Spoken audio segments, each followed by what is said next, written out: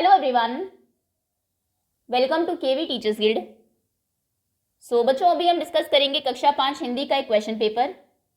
ये अर्धवार्षिक परीक्षा का पेपर है केंद्रीय विद्यालय के बच्चों के लिए। तो पेपर में सबसे पहले तो एक पठित गद्यांश होगा, आपकी बुक का एक पैराग्राफ, उसको पढ़ना है और उस पर आधारित प्रश्नों के उत्तर देने हैं। उड़ीसा पुलिस खास तौर पर हूमर कबूतरों का इस्तेमाल राज्य के कई दुर्गम इलाकों में संदेश पहुंचाने के लिए कर रही है। कानून व्यवस्था संकट और अन्य मौकों पर संदेश के लिए कबूतर बहुत ही उपयोगी साबित हुए। कबूतरों की संदेश सेवा बहुत ही सस्ती है और उन पर खास खर्च नहीं आता है। इन कबूतरों का जीवन 15 से 20 साल होता है और 8 से 10 साल तक वे अच्छा काम करते हैं। स्वस्थ कबूतर एक दिन में 1000 किलोमीटर तक का सफर कर सकता है। यदि कोई महत्वपूर्ण संदेश पहुंचाना हो तो 2 कबूतरों को भेजा जाता है ताकि बाज के हमले जैसी अनहोनी स्थिति में भी दूसरा कबूतर संदेश पहुंचा दे। यह है पैराग्राफ। अभी प्रश्न देखते हैं। उड़ीसा पुलिस कबूतरों का इस्तेमाल किस लिए कर रही है? उड़ीसा पुलिस कबूतरों का इस्तेमाल राज्य के दुर्गम इलाकों में संदेश पहुंचाने के लिए कर रही है। ये होगा पहले प्रश्न का उत्तर। दूसरा प्रश्न है, जहां पहुंचना कठिन हो उसे हम कहते हैं दुर्गम। ये आया भी है यहां पर शब्द दुर्गम। आगे है, किस प्रजाति के कबूतरों का इस्तेमाल उड़ीसा पुलिस कर रही है? हूमर प्रजाति के हूमर। संदेशवाहक के रूप में कबूतरों का इस्तेमाल कब ज्यादा उपयोगी साबित हुआ? कानून व्यवस्था संकट और अन्य मौकों पर इनका कबूतरों का इस्तेमाल उपयोगी साबित हुआ।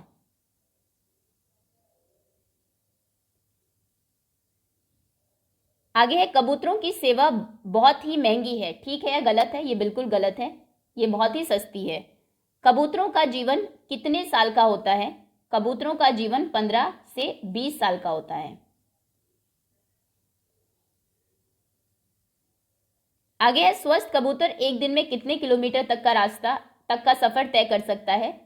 स्वस्थ कबूतर एक दिन में 1000 किलोमीटर तक का सफर तय कर सकता है। 8वां प्रश्न, यदि कोई महत्वपूर्ण संदेश पहुंचाना हो तो 2 कबूतरों को क्यों भेजा जाता है? किसी भी महत्वपूर्ण संदेश को पहुंचाने के लिए 2 कबूतरों को भेजा जाता है ताकि बाज के हमले जैसी अनहोनी स्थिति में भी दूसरा कबूतर संदेश पहुंचा दे।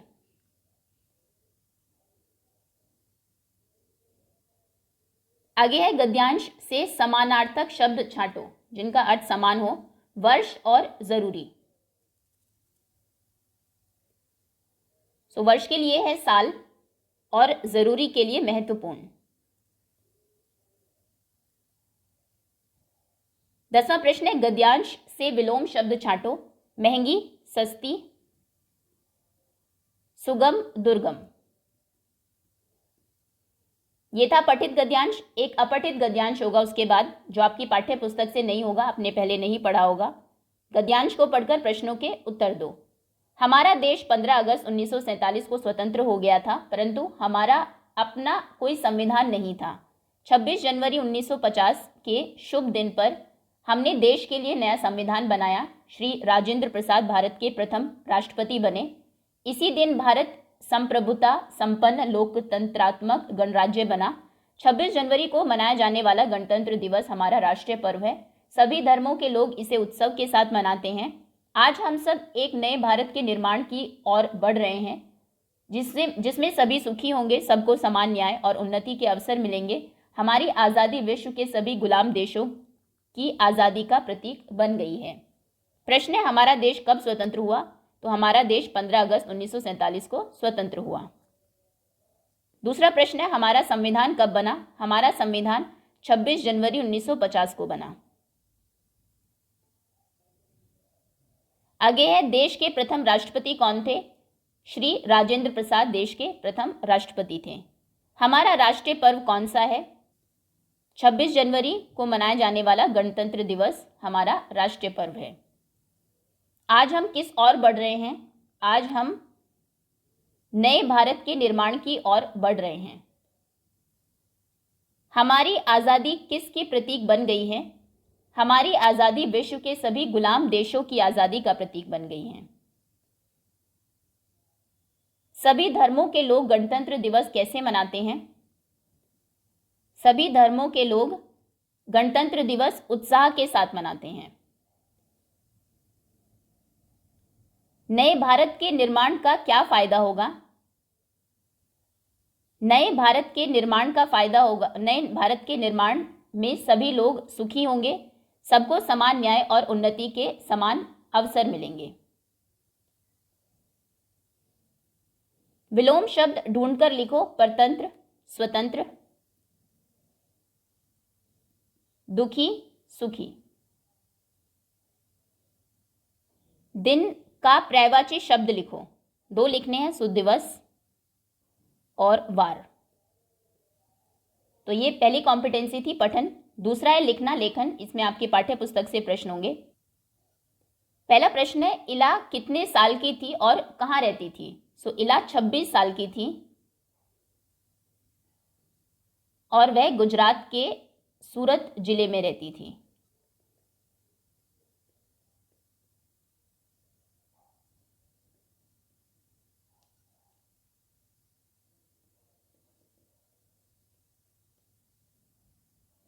दूसरा प्रश्न है, पिन कोड की शुरुआत कब हुई? सो पिन कोड की शुरुआत 15 अगस्त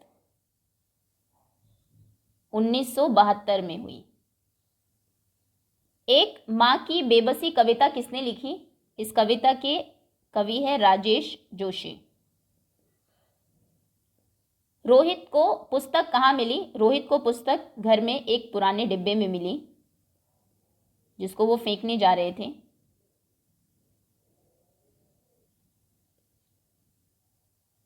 अगला प्रश्न है, सरहुल का त्योहार कहाँ मनाया जाता है? यह त्योहार झारखंड में मनाया जाता है।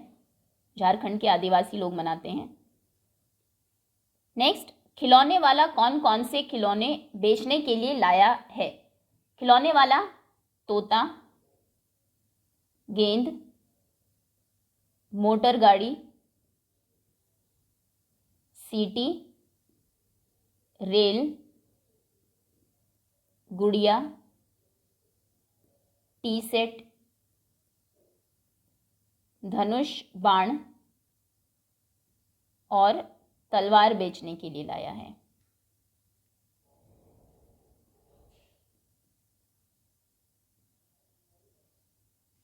आगे है, पुराने समय में संदेश कैसे भेजे जाते थे? सो पुराने समय में संदेश कबूतरों और हरकारों द्वारा भेजे जाते थे। हरकारे वो लोग होते थे जो राजा महाराजा के लिए काम करते थे, द्वारा संदेश पहुंचाने का। अभी अगला प्रश्न है, सन 2155 के स्कूल कैसे होंगे? सो 2155 में बच्चे घर पर रहकर ही पढ़ाई करेंगे, कोई अलग से बिल्डिंग नहीं होगी स्कूल की, और अध्यापकों की जगह मशीनें होंगी।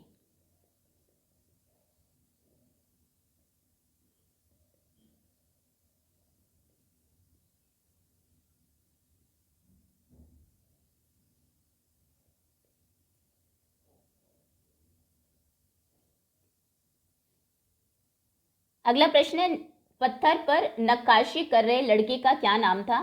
उसकी उम्र क्या थी? तो पत्थर पर नक्काशी कर रहे लड़के का नाम केशव था और उसकी उम्र 10 साल थी। नेक्स्ट, लोनपो गार ने अपने बेटे को शहर किस लिए भेजा?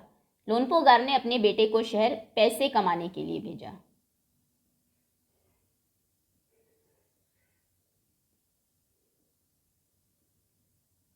चलिए अभी नेक्स्ट है व्याकरण। सही कारक चिन्ह का प्रयोग करके वाक्यों को पूरा करो। राम खाली जगह कल दुकान से एक फूलदान खरीदा। राम ने कल दुकान से एक फूलदान खरीदा। लिंग बदलो, श्रीमान, श्रीमती। विशेषण शब्द पर गोला लगाओ। इतनी भारी साड़ी क्यों पहनी? सो साड़ी कैसी है? भारी, ये विशेषण है। वचन बदलो, घंटी, घंटियां। मात्रा चेंज होगी। मुहावरे का अर्थ लिखकर वाक्य में प्रयोग करो। आंख का तारा अर्थात बहुत प्यारा।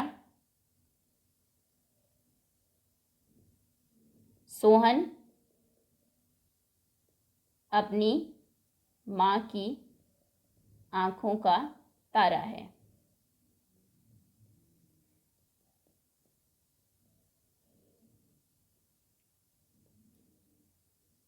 प्रश्न 6, सही वाक्य बनाओ। बच्चों हम लिए के था अजूबा। हम बच्चों के लिए अजूबा था।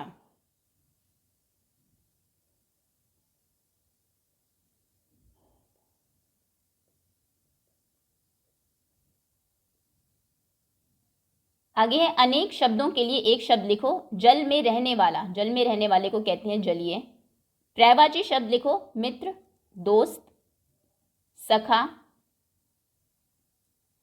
विलोम शब्द लिखो, प्रकाश, अंधकार या अंधेरा। क्रिया शब्द पर गोला लगाओ। क्रिया कोई काम। मैं हिमाचल प्रदेश में रहती हूं, सो रहने का काम है, ये यहां पर क्रिया होगी।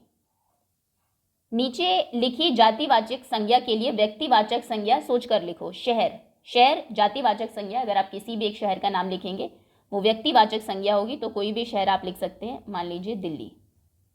नेक्स्ट, सर्वनाम पर निशान लगाओ। केशव की उम्र 10 साल है, वह घंटियां बनाना जानता है, सो वह ये सर्वनाम है जो शब्द केशव की जगह भी आया है। अर्थ लिखो, आरंभ, शुरुआत। अगला प्रश्न है सृजनात्मक लेखन। अपने प्रधानाचार्य को 2 दिन के अवकाश हेतु प्रार्थना पत्र लिखो। सो उत्तर आप लिखेंगे, सेवा में श्रीमान प्रधानाचार्य जी, केंद्रीय विद्यालय, केवी का नाम। उसके बाद विषय अवकाश या छुट्टी हेतु प्रार्थना पत्र। महोदय सविनय निवेदन यह है कि मैं कल रात से ज्वर से पीड़ित हूँ, या मुझे कल रात से बुखार है। डॉक्टर ने मुझे 2 दिन आराम करने की सलाह दी है, अतः मैं 2 सितंबर से 4 सितंबर तक विद्यालय आने में असमर्थ हूँ। नेक्स्ट 2 डेट्स आप लिख देंगे। अतः मेरी आपसे प्रार्थना है कि मुझे 2 दिन का 2 से 3 होगा ये अवकाश प्रदान करें। इसके लिए मैं सदा आपका आभारी रहूंगा। धन्यवाद, आपका आज्ञाकारी शिष्य। यहाँ पर आपका नाम, कक्षा और दिनांक जवाब पत्र लिख रहे हैं। आगे नीचे दिए गए चित्र को देखकर इसके बारे में 5 पंक्तियां लिखो। कुछ वर्ड्स भी आपको दिए हैं, पेड़, झूला, बच्चे, बैडमिंटन, साइकिल, इमारत, फुटबॉल। तो यह चित्र एक उद्यान का है, एक पार्क का है।